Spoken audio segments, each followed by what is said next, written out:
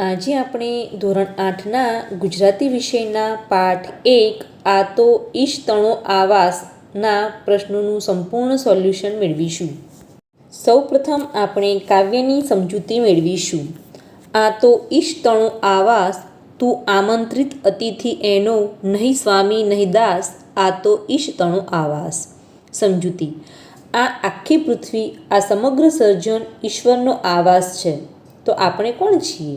આપણે તો માત્ર આ ધરતી પર આવેલા અતિથિ છીએ, મહેમાન છીએ, માલિક નથી અને દાસ પણ નથી.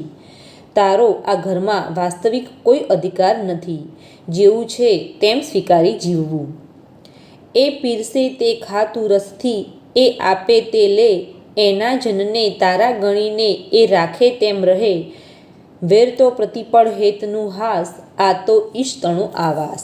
સમજૂતી: ઈશ્વર દયાથી જે કંઈ પણ આપે તે રસથી ખાવાનું છે, બહુ જ પ્રેમપૂર્વક લેવાનું છે.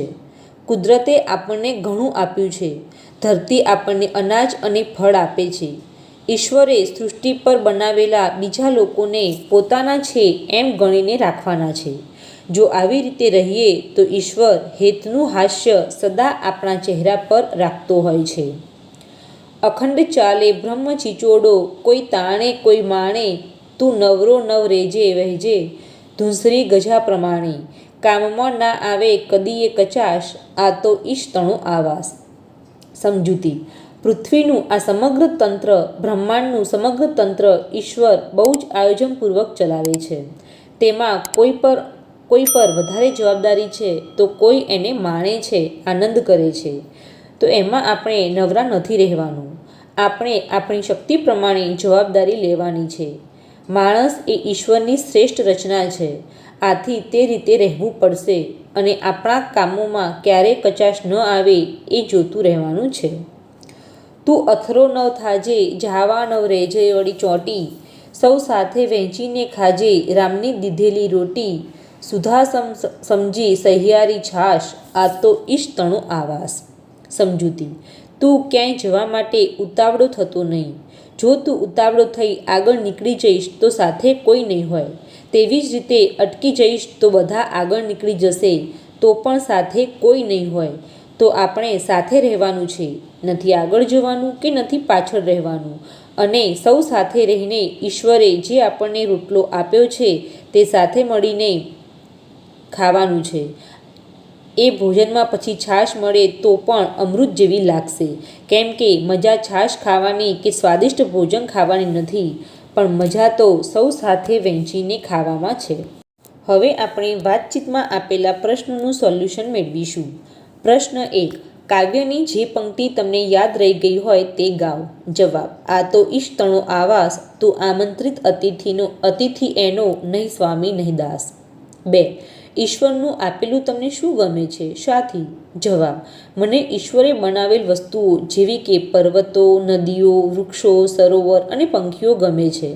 કારણ કે આ બધું શાંતિ આપે છે અને આનંદ અનુભવાય છે. 3. તમને નવરું રહેવું ગમે? કેમ? જવાબ: હા, મને થોડા સમય નવરું રહેવું ગમે છે. કારણ કે તે સમયે હું મારા મનપસંદ કામ કરી શકું છું અને આરામ પણ મેળવી શકું છું. 4. નવરાશના સમયમાં તમને શું કરવું ગમે? જવાબ: નવરાશના સમયમાં મને પુસ્તક વાંચવું, ચિત્રકામ કરવું, સંગીત સાંભળવું અને મિત્રો સાથે વાતો કરવી ગમે છે. 5. તમે મિત્રો સાથે શું શું વહેંચીને ખાઓ છો? જવાબ: અમે મિત્રો સાથે મળીને રોટલી શાક, બિસ્કિટ, ચિપ્સ, પોપકોર્ન અને ચોકલેટ જેવા નાસ્તા વહેંચીને ખાઈએ છીએ. 2. ઉદાહરણ વાંચો, સમજો અને બંધ બેસતા શબ્દોની જોડ બનાવો. તો અહીંયા આપણને કૌંસમાં કેટલાક શબ્દો આપેલા છે અને ઉદાહરણ પ્રમાણે એ શબ્દોની જોડ બનાવવાની છે. ઉદાહરણ: દાસ એટલે સેવક, ઉતાવળું એટલે અધીરું, મહેમાન એટલે અતિથિ, ક્ષમતા એટલે ગજુ, આવાસ એટલે ઘર, ધુરા એટલે ધૂંસરી. 3. વાક્યોમાંના રેખાંકિત શબ્દોથી વાક્યોનો અર્થભેદ સમજો. આપેલા શબ્દોનો ઉપયોગ કરી આવા બીજા વાક્યો બનાવો. તો અહીંયા વિરોધી શબ્દોનો ઉપયોગ કરીને વાક્યો બનાવેલા છે. ઉદાહરણ: ટીમ ઇન્ડિયાએ આજની 2020 મેચમાં મહેમાન ટીમને ધૂળ ચટાડી. મહેમાન ટીમ સામે યજમાન ટીમે જોરદાર પ્રદર્શન કરી ટ્રોફી પર કબજો કર્યો. એક દાસ તો સ્વામી. આપણે પૃથ્વી પર દાસ નથી. સ્વામીએ તેના કર્મચારીને આજ્ઞા આપી. 2 હાસ્ય તો રુદન. ઈશ્વર રાજી થઈને હાસ્ય વેરે છે. માતા પોતાના બાળક માટે રુદન કરતી હતી. 3 ધીરજ તો ઉતાવળ. કોઈ પણ મોટો નિર્ણય લેતી વખતે ધીરજ રાખવી જોઈએ. કોઈ પણ નિર્ણય ઉતાવળે ન કરવો જોઈએ. 4 અખંડ તો ખંડિત. ઈશ્વરનું અખંડ ધ્યાન ધરવું જોઈએ. જૂની મૂર્તિ ખંડિત થઈ ગઈ.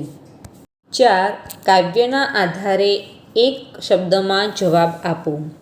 1 કોણ સ્વામી કે દાસ નથી? જવાબ આપણે સૌ એટલે કે માણસો. 2 આનંદથી શું ખાવાનું છે? જવાબ ઈશ્વર જે આપે તે. 3 પોતાના કોને ગણવાના છે? જવાબ ઈશ્વરના બીજા જનને એટલે કે લોકોને. 4 પ્રત્યેક ક્ષણે હેતનું શું વેરે છે? જવાબ મધુર હાસ્ય. 5 અખંડ શું ચાલે છે? જવાબ બ્રહ્મચિચોડો. 8 શક્તિ મુજબ શું ઉપાડવાનું છે? જવાબ જવાબદારી કામ. 7 સૌ સાથે શું વહેંચીને ખાવાનું છે? જવાબ રોટલો. 8 અમૃત જેવું શું છે? જવાબ છાશ. 6 આપેલા શબ્દોનો અર્થ દર્શાવતી કાવ્ય પંક્તિ શોધીને લખો.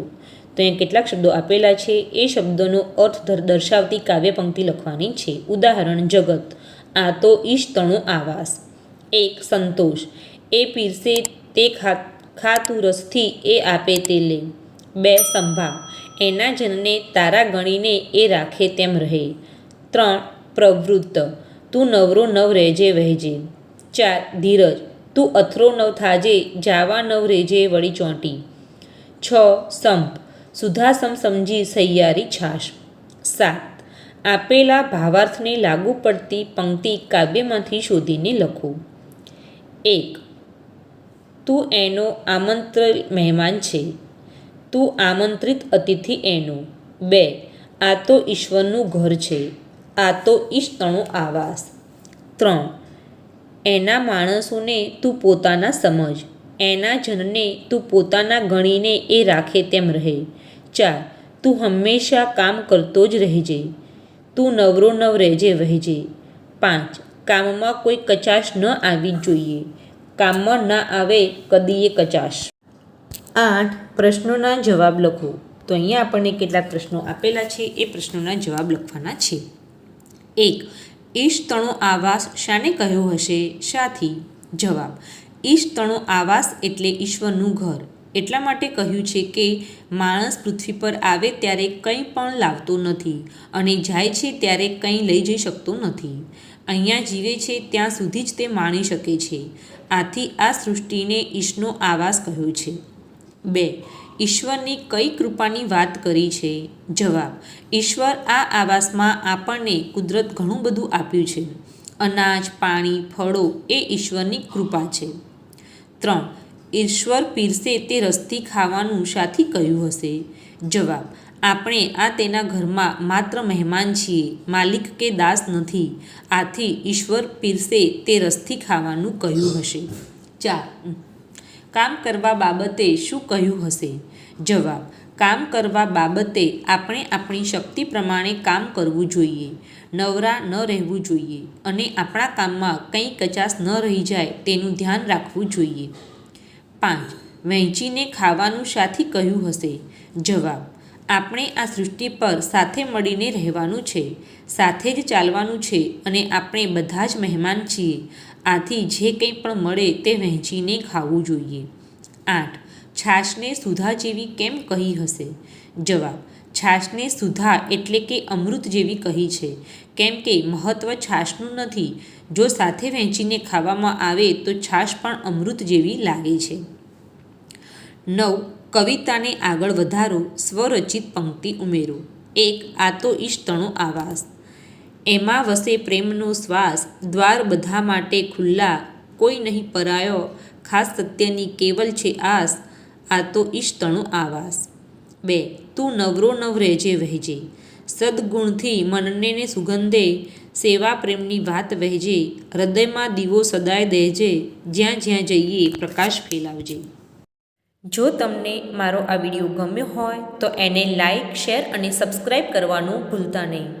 તો આવા નવા વિડીયો મેળવતા રહો અને જોતા રહો. Thank you.